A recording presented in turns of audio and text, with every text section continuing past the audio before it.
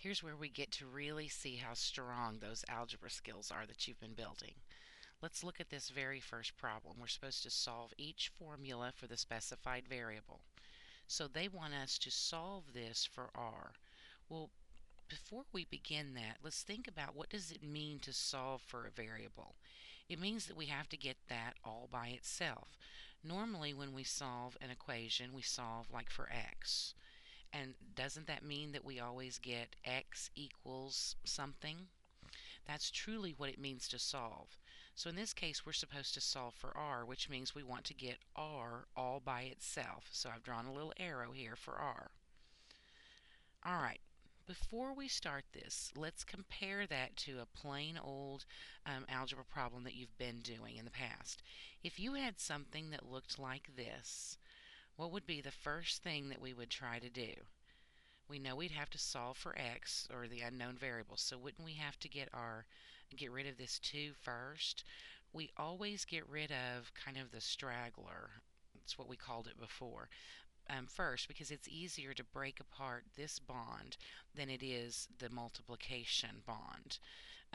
We can do that first. So normally what we would do is we would subtract 2 from both sides, and that would leave us with 5 minus 2, which is 3, equals 3x. We're going to do the exact same thing in our problem here.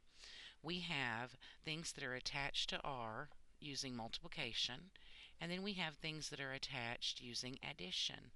It's easier to break apart that addition first. So let's do the opposite of a positive p, and let's subtract p from both sides.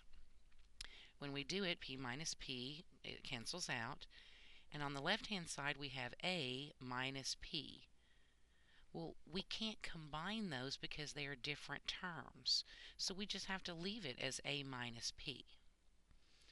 Now at this point, we need to undo this multiplication. Just like on this side, we would divide both sides by 3 in order to get the x alone. We're going to do the exact same thing even though we don't have numbers.